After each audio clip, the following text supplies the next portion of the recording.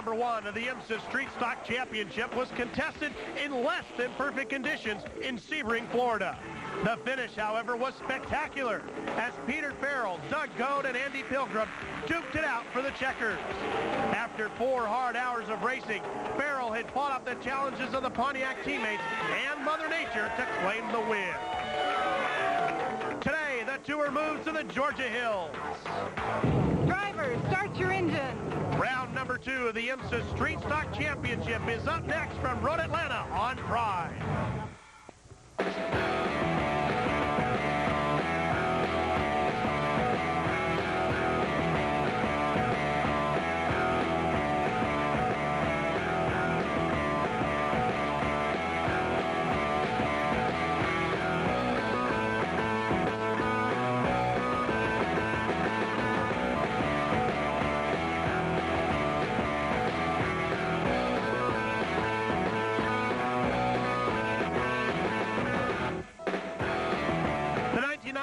Championship Tour stops at Brazelton, Georgia today. We're about a half an hour north of downtown Atlanta at beautiful Road Atlanta. Hello, everybody. I'm Ralph Shaheen, joined by legendary road racer Elliott Forbes Robinson.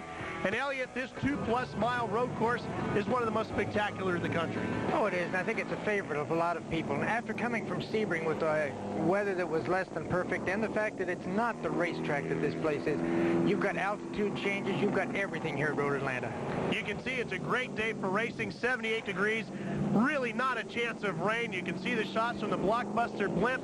By the way, today's appearance by the Blockbuster video blimp is a part of its 1995 nationwide tour. And all of us at Prime welcome the Blockbuster video blimp and its crew to Road Atlanta today.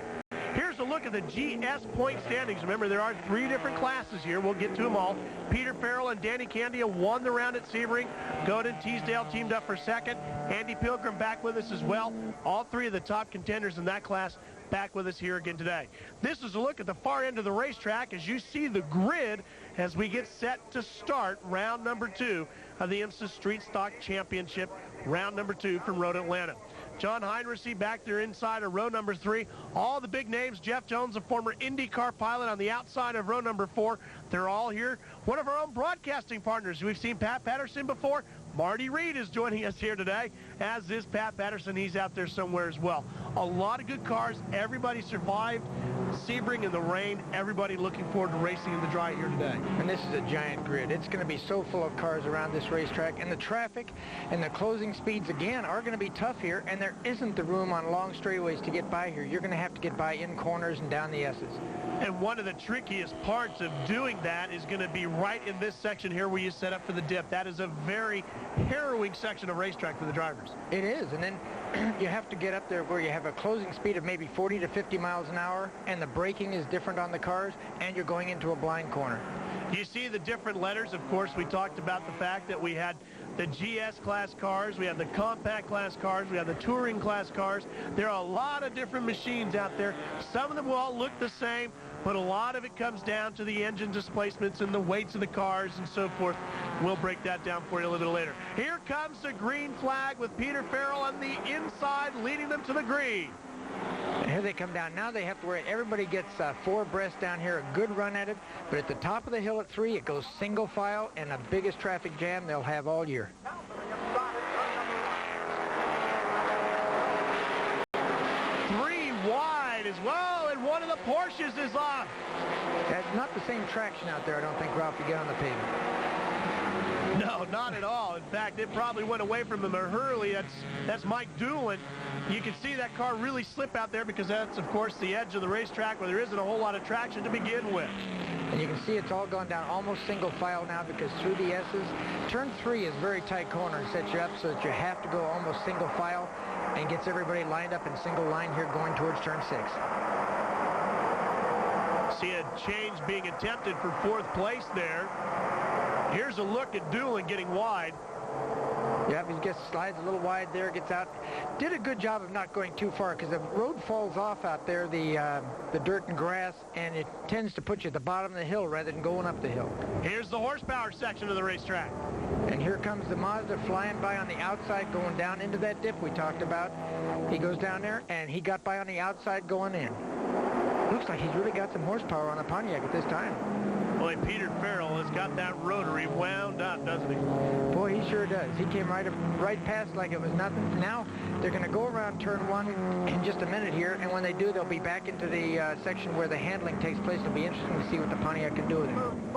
You would have thought it would have been the other way around. You would have thought Farrell with the lighter car would have done better in the handling section. I'm surprised that the horsepower of the little rotary was able to overtake that big V8. And there the rotaries are both up front now. But here they come down into the turn 3, and then you have a long left-hander, and then the road disappears away from you, and you have to drive over actually blind down into this corner. Set up the car before you see where you're going. Classic shot of Road Atlanta there with the car snaking through the S's from that high angle. And then turn 5 coming out. It's a corner very easy to run off the outside of it. Very important corner, though, because it's an uphill, and it's a pretty long straightaway, actual fact, that you have to go down. The other mods are there. There you see it running back in third. That's the car that'll be shared by Craig Conway and Bo Lemler. Conway getting the nod to start that car. Bo will get behind the wheel a little later on. And a good battle still raging back there in 4th place. Yeah, it looks like that Teasdale is having a heck of a fight back there. And Joe Vardy, though, is hanging on in here with these Mazdas right now. Looks like he's going to hold the other Mazda off down the straight this time. Maybe, maybe not. Drafting does come into play at Road Atlanta, doesn't it? Oh, it sure does. And it's very important here because you have a long straightaway. And the trouble with Road Atlanta is the very fastest spot is, again, a blind spot that turns right, goes down the hill, comes up into a braking spot up the hill here. Well, you saw Conway make use of the draft as he came down, setting up for the big dip. So Vardy will slip back into third. You can see that cars use up every inch of racetrack coming through turn 12. But it looks like Vardy's hanging with him, but he just doesn't have the horsepower down that main straight. Round number 2 from Road Atlanta is underway with Peter Farrell out front. Stay with us. Plenty of racing yet to go on Prime.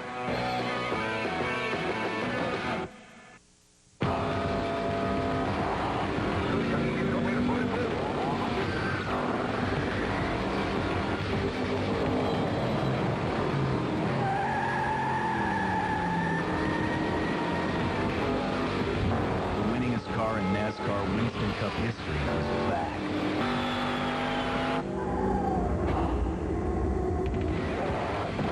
Introducing the race-modified Chevrolet Monte Carlo. Welcome back to Road Atlanta, the Rain-X Motorola Grand Prix of Atlanta weekend, and the Pontiac 3 hours of Road Atlanta. Race for the IMSA Street Stock, Grand Sports, Sports Touring, and Compact Class cars. Boy, if that's not enough race cars for you, I don't know what we can do. Here's a battle raging on for third place. The 18 sneaking inside. That's Joe Vardy. He'll take second place back away from Conway. And this Joe's driving a brand new car this weekend. They hadn't run it before. They ran a car that they had borrowed from someone else or rented from someone else at Sebring. So this is a brand new car. They had a good result at the last race. And here they are coming up for the pass right now. He's coming up into turn 3 on the inside. Just carried it a little longer up the hill. Across the inside. Not leaving much room here. But makes the pass. Good pass by Joe Vardy. Good bit of driving by Conway, too, to be aware of the fact that he was coming right alongside of him. Yeah, because Vardy was going to use the whole room coming, use the whole road coming off there. That was with the move he had made. Let's see if he can hold him all the way down the straightaway now. Oh, after coming up to turn 6, and then he has traffic up ahead of him, and that may help him keep second place down the straightaway. Here's a look at the T-Class leaders right now. That red Honda Prelude is the class leader. That's the 97 of Bill Artsberger. Right behind him is the 85 machine. That's Shane Lewis behind the wheel. Shane's running in second place. The 05 is Derek Sager. He's one of the S-Class cars in that Oldsmobile Achieva. But the leader here, ironically, has the damaged hood, Elliott, but doesn't seem to be affecting him at all. Doesn't seem to either moment. That's probably one of those first lap incidents where everybody just jams up at the top of the hill. But, Joe, you think that would hurt him a lot up the straightaway because that hood is a long way open. There's the 92 machine. That's the car of Forrest Granlund. That is one of the S-Class cars. In fact, that's the S-car leader right now. They had a real good run down at Sebring. In fact, Granlund won the race down there at the sports division at Sebring. So he could be getting 2 in a row here this weekend. Yeah, they were fast in the rain. As I remember, he and P.D. Cunningham came out and led the race there for quite a while. and had a good shot at winning it. They were right up there at the last lap shootout, but didn't have the horsepower of the big car. Well, the front-wheel drive didn't hurt him at all either. And there you see our overall leader right now, Peter Farrell, who did win a Sebring as well in the Grand Sports class, leading once again here at Road Atlanta. Good look at Peter as that suspension sets itself that very fast left-hander, or right-hander, I should say. And that's the way turn one works at Road Atlanta. You know, it's one of those cars you set yourself early for, brake early.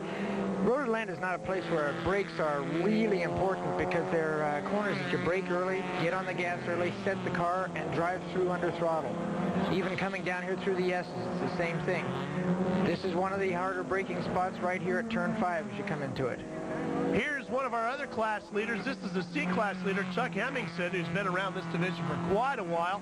You see that left rear wheel picking up on the backside of this Oldsmobile. Yeah, the front-wheel drive cars do have a tendency to do that. They set them up so that you're able to use all that traction you can up front, and they tend to lift a rear wheel. They do that by shifting a lot of the weight to the front end of the car. Yeah, they do. Whoops. Seems like he got out in the dirt just a little bit, trying to carry too much speed up the hill, but it's important to carry speed up that hill. Makes the car look a little nose-heavy when it's sitting there, the way it's angled all up front, but actually the car is very quick that way. They are fast. They've made those front-wheel drive cars actually drive very well and go very fast, as we've seen with both the Honda and the Oldsmobile. It is a whole different driving technique, though, compared to what we'll see out of Joe Vardy or Peter Farrell, for example, in the rear-wheel drive cars. Yeah, it's much more normal to drive the rear-wheel drive car, I think, for somebody like me who has driven very little in the front-wheel drive. But these guys that have driven the front-wheel drive, like Hemmingson and his teammate Ron Emick and P.D. Cunningham and Grant, they have driven forever with them, and they're very, very good with these cars. Coming down through the dip now, coming up to the bridge.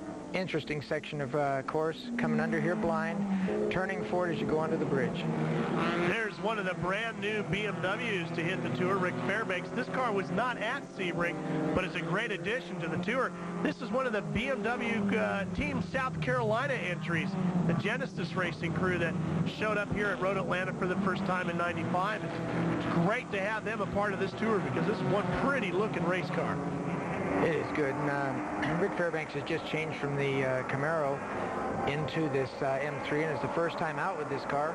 And boy, they're running up front really well. Running the top 5 ever since the start, qualified up front. But if the car lasts, I mean, the first time out, you don't expect a really good result from it. It is a BMW M3 CLS, for those of you that are fond of the BMW mark. Here's a look at Farrell now as he works his way through traffic, coming up on the backside of car number 60. That's Bob Lape right now, who's behind the wheel of that Honda Prelude VTEC in the S-Class Series. Well, we're continuing to put the laps in the books here at Road Atlanta. Peter Farrell is still out in front with plenty more to go from Road Atlanta. Stay with us on Prime. Welcome back to Prime's coverage of the IMSA Street Stock Championship. Ralph Shaheen and Elliot Forbes Robinson with you as you watch Peter Farrell sweep through turn number 1 at Road Atlanta. There is second place right there, the number 35 car now, Elliot. That's a machine of John Heinrichs, Stu Hader, and Mitch Wright, who are signed on for the driving duties there. That car has fought its way up into second now. Yeah, John's going very well. Matter of fact, he's having a little trouble with traffic here. Well, that's a heck of a place to go around the outside. But they have moved up through, and they must be running real well right now to be able to move up, but they've got to really go to catch that front car of Farrell because he is flying. You can see the move over flag being handed out to the little Miata there as this big V8 comes thundering inside. And boy, Pontiac has really put together a good Firebird this year, haven't they? Oh, that Pontiac is flying. We saw that at Sebring, and we see it again here. They have a lot of teams with cars that are really going quite well. Joe Vardy, you can see him back coming up on that Miata now in this picture with Heinrichs the lead car, the Miata in between, and coming onto the main straight right now. Boy, that makes that Miata look small coming around there, doesn't it? And in this class, the Pontiac drivers are running the Pontiac Firebird Formula, which is the more expensive, more tricked-out, lightweight version of the Firebird. Here's a look at Marty Reed having at it in the 04 car, and Forrest Gradlin back there in the S-Class. Marty, of course, one of our broadcasting colleagues who has been doing a lot of the street stock racing in years past, and he's getting pretty good at it, too. He's doing a good job today. He's staying on the road, which is a little more than we've seen out of a lot of other people today, too. And this Honda is going today again. They have really got that car working well.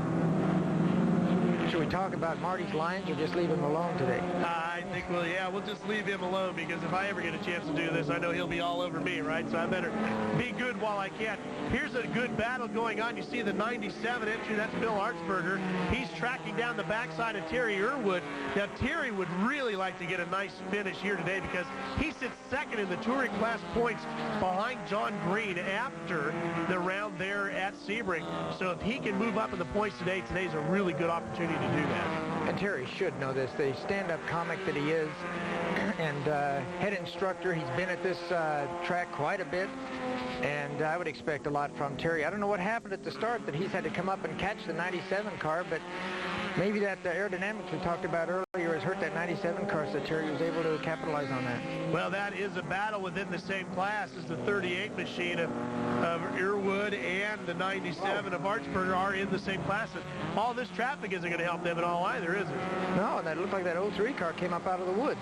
He just came across the grass and came in there, so he must have gone a little bit wide there. But traffic for the slow cars is so tough because you don't have the horsepower, and sometimes your handling is working well, so you can be faster than someone around the racetrack, but slower down the straight. So you work and get by them, and they repass you down the straight, and it gets tough running these different classes together. Well, you know the Honda Prelude isn't a big car, and then you see it dwarf that little Miata. It brings it all into perspective, doesn't it? The 21 is Brent Martini. That's one of the S-Class, the New Speed Racing Honda Prelude, one of the VTEC entries. Oh, and we got one of the Toyotas off, the MR2 of Stu Glickman.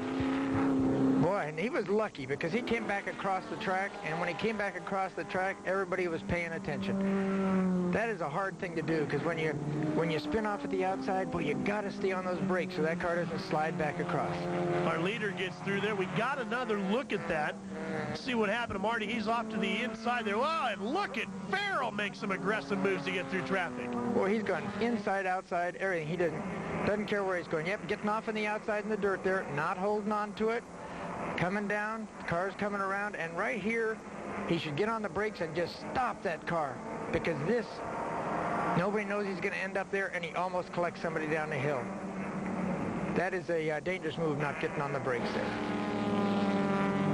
And our leader now working through the sweeping S-bends that are such a classic part of the Road Atlanta circuit. There's a good view from the Blockbuster blimp, and we'll be back with more from Road Atlanta on Pride.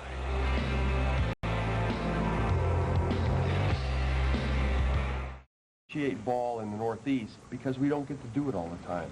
Dad says you got to go out and spread 2 more loads of manure. And you go, that's all right, because the Red Sox are on.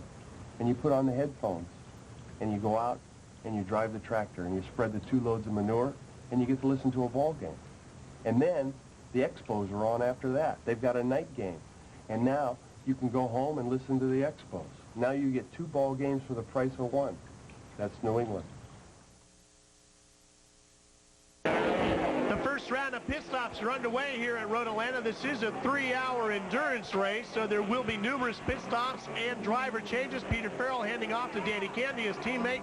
This pit stop will take a little longer, Elliott, because of the fueling rigs. Yeah, they have to put it through the same hole you do when you go into the gas station. That little hole for unleaded fuel goes in that hole. It takes a long time to fuel. It isn't like what you're used to seeing with the 2.5-inch hose going in. There you see they got to put the regulation gas cap back on. And Candy now will make his way out for his first stint here at Road Atlanta. Oh, and big problems for James Sofronis' MR2. Yeah, it looks like he's had a fire. Maybe he just blew up and had the oil get on everything, but it looks like it caught part of the body on fire and everything here. But it looks like the fire guys are there. They've already sprayed it. Some of the crew members looking on as we show you the top 5 now. As you see, according to the clock, we are already through the first third of this 3-hour endurance race. So Barty, Heinrichs, and Wright all up front. Right now, the Mazdas have slipped back, but I'm sure we'll see them before the day is over. Here is the 18 car of Joe Vardy, Catherine Teasdale making its way back down pit road, getting ready for their first pit stop. Looks like it's Vardy getting out and Pilgrim's going to get in. It's interesting that Wright's up so far. I think Wright started in 18th place. He's come up to 3rd. That's a heck of a move for him. There you see see the driver change being made. Sometimes it's kind of hard to get just exactly which driver is going in. This car, for example, has 4 drivers listed for it. Catherine Teasdale, Doug Goad, Andy Pilgrim, Joe Vardy. And sometimes, depending on which car is performing how, will decide exactly which driver then transfers into which particular car. There's the 35 car. We've seen a lot of that entry early on. That's John Heinrich's machine. Yeah, he'd moved up into second place, was running very well. Should still continue to run well with Stu Hayner in the car. I look to see them up front all day. Mitch Wright, we mentioned him earlier. He is actually behind the wheel of the 32 right now. And the initial reports that we're getting is that maybe Mitch is going to go all the way in this car on his own. They don't necessarily have to change drivers. Some teams feel that it is better if you can put a fresh body behind the wheel. And the other thing is a 3-hour race isn't that long. When you get in a 24-hour race, you end up running 3-hour stints quite often. So it isn't too bad. And Road Atlanta is not the worst track to run. I mean, it is a track that doesn't beat you to death with bumps or something like that. And there are some rest points where you can actually catch your breath down the front straightaway, down the back stretch. Some drivers like going the whole way because they get in that rhythm, and they feel they can actually go quicker once they're in that rhythm. Yeah, and these cars are not as harsh to drive. They don't beat you up as bad as, say, a WSC car or GTP cars did, or Formula cars. So it's easier to drive this car in a lot of ways, and you have the power steering, but you still work very hard inside that car. Coming out of the pits is so tough too, because you have the new tires on the car, you're fresh in the car, and the guys around you have been running for a while. Well, Joe Vardy had a pretty good stint. He's down to pit road, and our crew's caught up with him. Joe, how's that car running? Car's working good. The Toyota's working good. The Pontiac's running flawless. That Firebird hasn't skipped a beat. We're running out there, and you'd think with 80 cars, they'd be a yellow, but these guys are doing such a darn good job. They're moving over for the fast cars. The fast cars are giving them room in the turns. It's just working out great. Well, we talked about how that is a real tricky part of it. Here you see one of the RX-7s that we talked about earlier. Is that the 7 or the 70? So that's the 7 car. That's Danny Candia. And the 18 machine that's been battling with him all day, that's the Vardy Pilgrim Goad Teasdale entry. And Pilgrim makes a good move there to get on by, coming on the main straight. And see if he can, this is where he was passed earlier when Farrell drove right on by Joe. Let's see if Pilgrim can hold him off going down the straight. There's some traffic there that'll help him some. And the 32, of course, Mitch Wright working his way through the S's. Yeah, Mitch obviously is doing a good job today to get up front, lead this race, starting as far back as he did. Very tough, because these cars are so equally matched that it's tough to come back from way back in the pack to lead these races. Hard on the brakes as he makes the right-hander. Coming up the bank, slightly banked coming off that corner, and then the slowest corner on the course right here, but probably the most important because it is onto the longest straight, and you have to carry speed onto that to get down the straightaway in the shortest amount of time. You can see he used up a lot of the exit there, the race car on the racetrack, before he actually drifted all the way out. Now, you know, we talk a lot about the Toyo tires that everybody uses here. You can see they look smooth, but they are street legal tires. You know, what they do is they shave the tires down, because if you run them at the full depth, because as hard as they're running them out here on the racetrack, it'll get too much heat in the tires. So they shave them down so that you'll get more traction, less heat in the tire, and makes the car work much better. But on the street, that wouldn't work, because if you hit anything slick on the road, it'll just go away from you. The rain, it wouldn't work at all. Yeah, not good for tread wear, is it? No. We see the one car making the pit stop as we continue to watch the Granlund entry. Now, this is one of the top running cars in the smaller divisions. This is one of the machines that's been up front for us, Granlund, in the sports division class. Here's Mitch Wright in the pits. He'll take on a new set of Toyo tires. Everybody in the series runs on the Toyo tires. Toyo has a tire for every one of these different classes, and everybody getting good tire wear from their Toyos today. John Heinrich continues his march up at the front as he is the GS leader as well as the overall leader. Stay with us. We're coming back to Road Atlanta with more. Back to Road Atlanta on Prime as we got a great shot from our Blockbuster Video Blimp. We'd like to thank the entire Blockbuster Video Blimp crew from Prime for all these beautiful aerial shots we've been getting at Road Atlanta today. It's been a great addition to our telecast. Here's Craig Conway, the car he's sharing with Bo Lemler in the pits. That is the team car, the one that Candy and Farrell are having a good run with here today. And looks like things aren't running too well in that road ring. Oh, I'm glad I'm not having to work on the motor of that thing. You get those turbos, they get so darn hot when you're working on them during a race that they're pouring water and stuff. Trying to cool it down so they can... It looks like they're pouring water into it. They must have lost their water. Yeah, they're pouring water into that thing. They must have overheated that thing and just lost the water out of it. Here's Heinrichsey again, our overall leader and our GS class leader. You see the 34 car right behind there with them. That's the one that Steve McNeely has been sharing with Frank Giappatini. Heinrichsey's doing a good job out there. Oh my! Whoa, did you see those right front wheels cocked sideways? Just didn't expect him to pull in on him like that and didn't have enough room to use it there. Here we got Andy Pilgrim going around, yeah. Traffic is going to be hard, and it isn't because the guys are driving or blocking or anything. It's just they're going as fast as they can in those little cars, and it makes it tough for them to stay out of your way. Even if you're trying, you're watching the mirror all the time to stay out of people's way. I guarantee you the driver in that little Neon is pedaling as fast as he possibly can. Here's the number 10 MR2. That's the one that Stu Glickman is driving. Had his troubles earlier on. There's Danny Candia up into third now. So the Farrell Candia Monza's still in the hunt here today. Yeah, if they can just stay up front, I think we'll see what we did at Sebring. You know, something that Joe Vardy brought up earlier in the interview was the fact that there has been no yellows. You know, we've had a few in the little corners, but very, very few of them. And we've seen some near misses, but they are doing an excellent job here of staying out of trouble so far. Candia wide open down this long section of straightaway, hard on the brakes, pitches the little RX-7 in there, spools those turbos back up for the long run down the very fast backstretch here at Road Atlanta. This car, however, the team car, really struggling, and Lemler now makes his way back out. Let's check up with Peter Farrell, find out what the problems are with this car.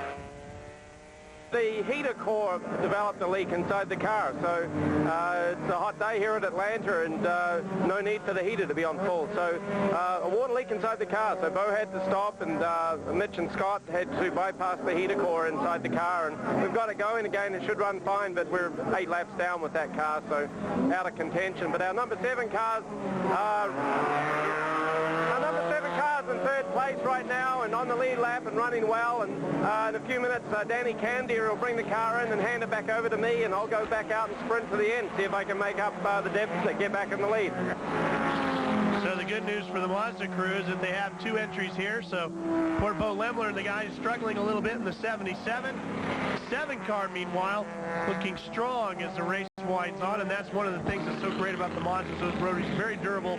That 7 car should be around at the end. The 38 machine, this is one of the T-Class entries. This is one that Terry Earwood is driving, and this Honda is having a good run in that T-Class. This is one of the SI Preludes. And they've been fast everywhere they've been with that car. They were fast at Sebring. They're fast here. I think we're looking to see the team that's going to be the team to beat this year in this T-Class. They're doing an excellent job. Terry's a good driver. Been to most of the tracks. Been around a long time and knows the tracks very well. And John Green also is doing an excellent job in that car.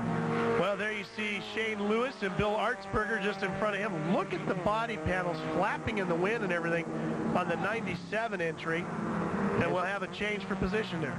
Yeah, it's a pass for position, and that's with that little draft coming down the straight. But I'm amazed that he's been staying, well, head thing is pulling down the back, but he's been able to stay in that second position for so long with that car torn apart as much as it is.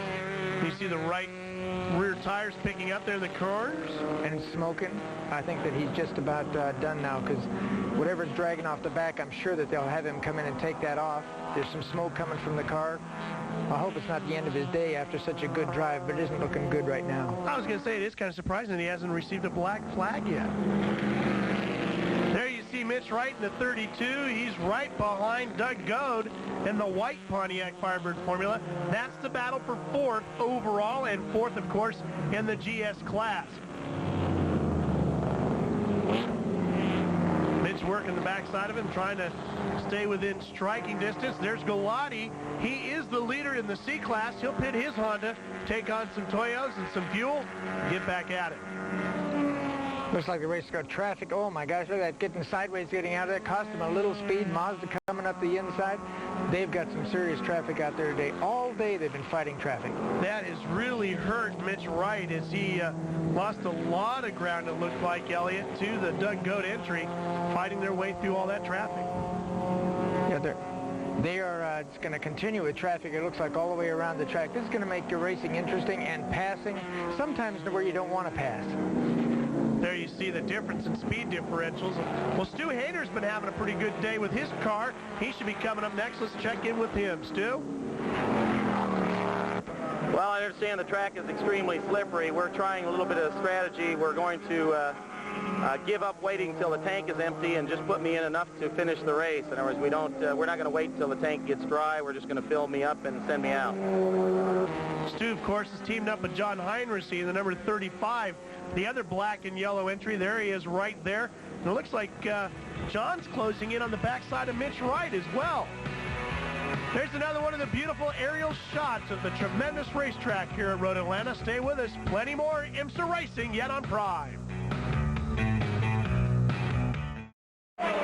Welcome back to round number 2 of the 1995 IMSA Street Stock Grand Sports Touring and Compact Car Class competition here at Road Atlanta. Ralph Shaheen and Elliott Forbes Robinson with you as we watch the pit stop taking place. John Heinrich will get out. Stu Hayner will get in. This is, of course, the overall leader. That was the American Motorsports Pontiac Firebird Formula.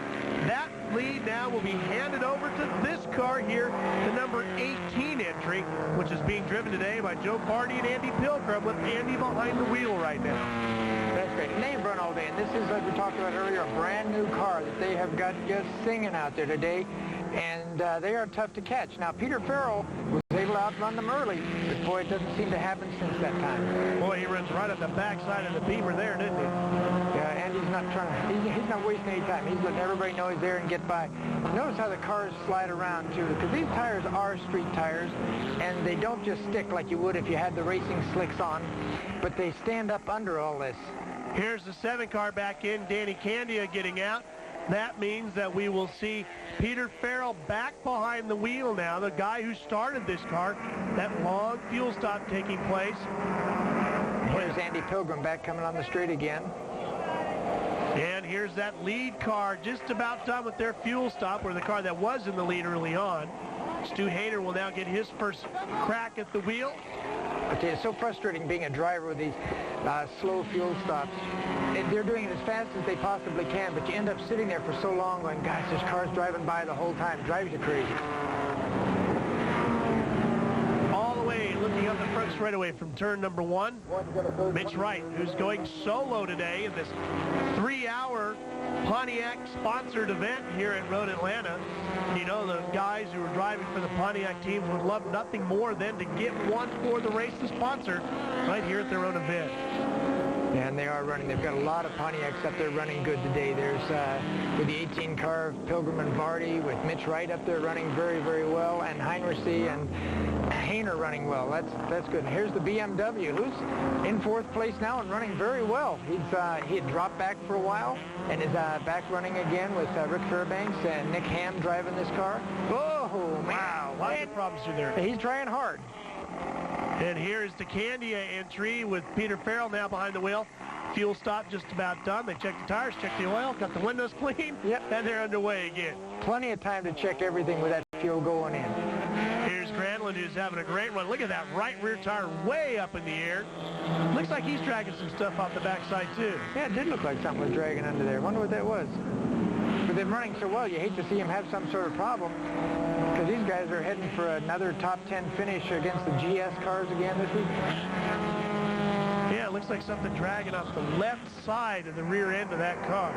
Quite easy on your tire wear in those Toyota tires if you keep them up in the air all the time. Yeah, you don't have to change the rear, you just have to change the front, which does change the handling some. There's another one of the BMWs. Now, that one is a 325 IS. We saw the M3 earlier on that Fairbanks is running. Here's one of the 325 IS machines. That's the number 52 machine. Barry Waddell behind the wheel of that car right now. That's the Davis Racing Earhart BMW. And another rear-wheel drive car. Looks like they're pushing behind the wall with Stu Hainer. What a shame Stu didn't get to work at all. Big problem there. That car was so strong early on with Heinrichs behind the wheel, and poor Stu had to sit there all day, get all that excitement built up, and now he's out of it. The 60 car running in third place in the S-Class. That's the Bob Lape entry. Ken Parschauer sharing the driving duties with him there. They're trying to work their way through some traffic here. In fact, Honda having a good year on the tour. Right now, they lead the manufacturer's points in 3 of the 4 divisions. Stay with us. We're back on Prime at Road Atlanta with our leader as they storm down the very fast backstretch here. Andy Pilgrim. Oh, and Peter Farrell has wadded up the RX-7. Boy, he sure has. That's just after the bridge. That means he probably didn't get stopped for the bridge, because you know you come up under that bridge, you have to get that thing slowed down. If you don't, that's where you end up. There, oh my gosh, he rolled over and everything. My gosh, that is a heck of an accident. I hope Peter's all right, because that is a heck of a shunt. He just must have never slowed the car down at all. It's like he lost brakes or something up there. He obviously went into the tire wall, and that's what started the car flipping, because you see all the tires break away from the banding that they do to keep them in place. You can see his tires are still on. The car's smoking. Boy, he really tore it up. And there's Peter. There's Peter back behind the tire wall. Good news there. Here's another look at it. Comes through. Wow. Boy, that car is over and over. Boy, he's lucky. I'm glad he's okay. I wonder if he came together with another car or something. That is a heck of a place. That is the fastest place on the whole racetrack come under there. Boy, it's good to see him standing out there walking around. You can see Peter checking to make sure everything's still on it. Boy, there's the IMSA Rapid Response Unit, the specially designed Porsche 928 they use to hustle around to get to drivers in need. There's Andy Pilgrim, who is the GS and the overall leader right now. Things still going well. The yellow flag only waving in the area where Peter crashed.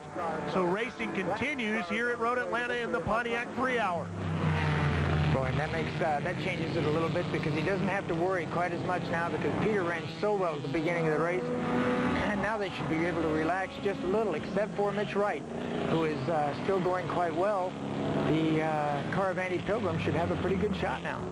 Mitch coming up to the backside of the number 27 car. That's another Pontiac Firebird Formula. The Reisman entry, Paul and John sharing that car. This is going to change it a little. The guys can relax a little bit now, because there is the 35 car going out of Heinrichs and Hainer, and then having the Farrell car going out.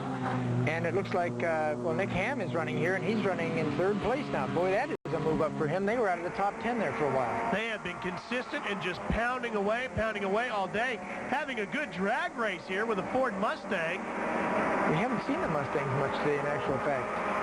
No, and we were talking about that earlier. It's going to be interesting to see how long before we see the new Mustangs really kicking into gear in this class. Yeah, because the Cobra it's the first time they've had them out, and the Cobras are, they're learning the cars. The Pontiacs have been running as the top car for quite a few years now, and such as the hackers who've driven different kinds of cars, they're coming up and getting to grips with it, and I'm sure that a lot of these teams will go much faster as we get going. Doug Goat, of course, running in fourth place, driving earlier today with Catherine Teasdale, working his way through traffic. Which is going to be the major challenge for everybody now, getting through that traffic. And a change in the drivers here with Mitch Wright coming out of the car. And one of his teammates going in, probably Stu Hainer, I would think, because the fact that he hasn't driven much and went behind the wall, and Heinrichs he drove for quite a while this morning. I would imagine that was what's going on. That would make a lot of sense, because those drivers all do get driver points. Right now, we told you this will really shake things up in the Grand Sports class, because Farrell and Candia had first place locked up in the Grand Sports class. Doug Goad, Catherine Teasdale, and Andy Pilgrim were third, fourth, and fifth in the point standings. So with Farrell and Candia out, boy, this is really going to shake things up. It's also going to shake it up in the manufacturers race, because Mazda had a 4-point lead on Pontiac. They're out. Pontiac looks like at least maybe the top 2 positions on the podium will go their way. It looks like it right at this moment, and the other Mazda ended up a couple laps in the pits with that water leak, so it doesn't look good for them to pick up a lot of points today, so it should be in Pontiac's favor after this weekend. Well, Peter Farrell has climbed out of the car. Look at the damage to his ARC-7. Let's check in with Peter and see if he's okay.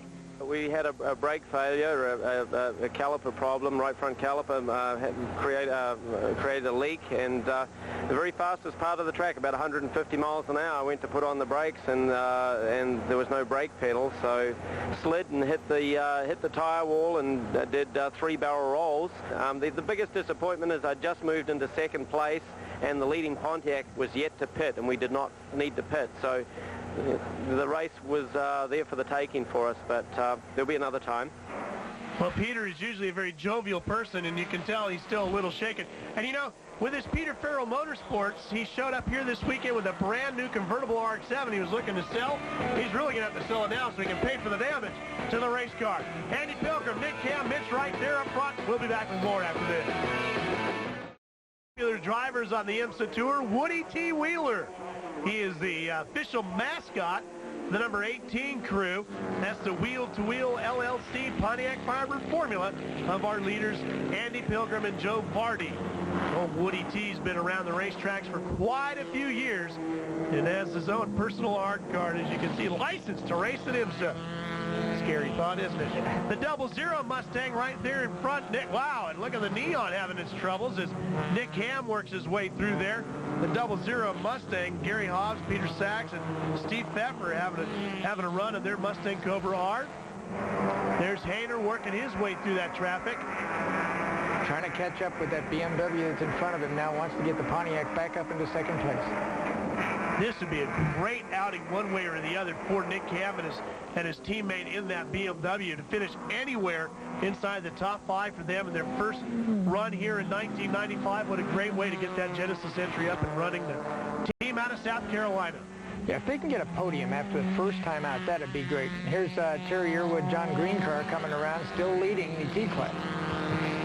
Of course, John Green and Terry Irwood are the leaders in the point standings in that class after having won at Sebring. So a good season for them right now. Phil Payton, Joe Nonamaker not having as much success here. They're going to slip back a little bit in the point standings. There's Granlin's crew, SCS class leader. Petey Cunningham in the car now with Granlin starting, and Petey sitting out here doing a good job. Petey does an excellent job in these Hondas everywhere he goes, whether what series he's in. And he's been so tough. We saw it in the water, how good they did in this car down at Sebring. And they're having a good run today, too. Here's the Gelati Scavenus entry, which is leading up front in the C class. This would be their second win of the year as well. Scavenus and Gelati cranking things up early this season down at Sebring, and now they'll maybe have another one here. In fact, Scavenus has got 7 wins on the tour, and Gelati with 4 of his own. So back-to-back winners for the sports class, touring class, and compact class drivers. Boy, that's tough for the competition. No, it is, and they've had to beat Hemmingson and Emmett, who run very, very well, and it looks like we're going to the last lap right now, coming under the white flag. Just one more lap around this 2+ mile road circuit here through the hills of Georgia. Andy Pilgrim's just got to keep it on the track and not get into anybody for a lap here. Got a good about a 1 minute lead over the second place car, and hang in there and get this win. There's that classic look at Road Atlanta that you always see in a broadcast from this fine facilities. First got to deal with the number 45, Miata, Ken Payson, Josephina, and Nick Longy, all sharing the duties behind that one. Boy, such a pretty day. They ought to drop the top on that one, huh? Yeah, it is a pretty day today. Yeah, just leaving him lots of room, coming on around. He doesn't have to do much. Now, here's your second place car right now, Nick Ham. You know, Elliot, Nick's having a good run, but he's got to hurry up. If you look far back, there's a couple of Firebirds closing in rapidly. Nick's going to have to pedal pretty quick in that M3 if he wants to hold on to this position. Yeah, it looks like Stu Hayner's really busting to get up behind him and do it. And Stu really wants to do something today, too. Here comes our leader down the back stretch. He gets the move over sign. All the traffic getting out of his way, so a nice smooth run to the checkers, it looks like, for our leader, Andy Pilgrim. Yeah, it looks like he has no traffic in front of him now. Ought to be able to do a super job just coming down and take the win. Boy, that'll make them happy in a brand new car that they hadn't run before and take a win with it. That's great. The Pontiac Firebird Formula of Joe Vardy and Andy Pilgrim wins the 3-hour race sponsored by Pontiac right here at beautiful Road Atlanta. Now we got a brand new car in second place too. Stay with us. We'll have more from Victory Circle when we return on Prime. Well, the checkered flag is waved here at Road Atlanta. Now it's time to pop some corks on the champagne as Andy Pilgrim is pulled in the victory lane. You can see the top 5 for the Grand Sports class. Pilgrim and Vardy with the win. Stu Hayner and Mitch Wright. Boy, what a move they made to take over second place. Look at this. Here is Stu Hayner down the backstretch. He is hard in it. Sweeps to the outside of Nick Ham. And Nick's trying not to give him too much room, make him go wide around the outside. They go down the hill. Here's coming out under the bridge. Nick's trying Nick's really sideways trying to get down in there, but Stu's going to hold on for second place. What a finish. I never thought he would have caught him. What a job Stu must have done in traffic. What a great job by Nick Ham to hang on to that BMW. I mean, that was pretty amazing. Well, Andy Pilgrim has unbuckled himself, and he's in victory lane. Here's your winner.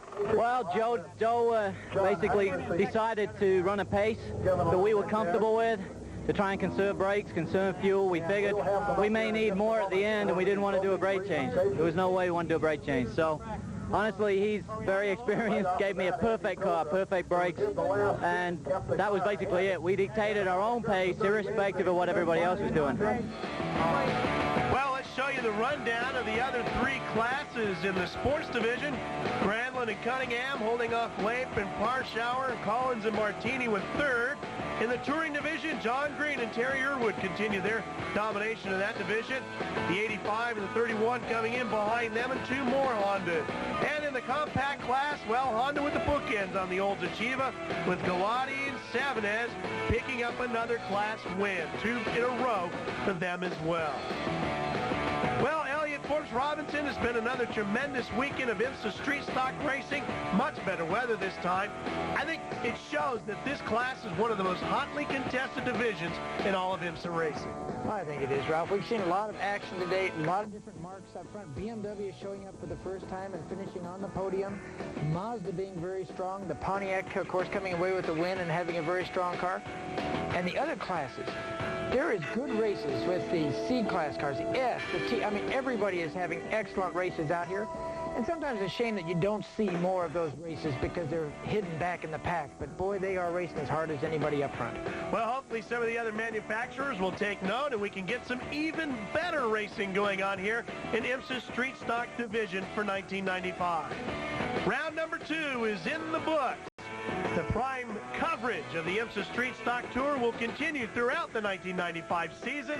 The next one will come up for you later this summer from the Portland International Raceway. Of course, I'd like to thank the folks at Blockbuster Video for the lovely, beautiful blimp shops high atop Road Atlanta. Andy Pilgrim and Joe Vardy, your winners here in round number 2. Elliott Forbes Robinson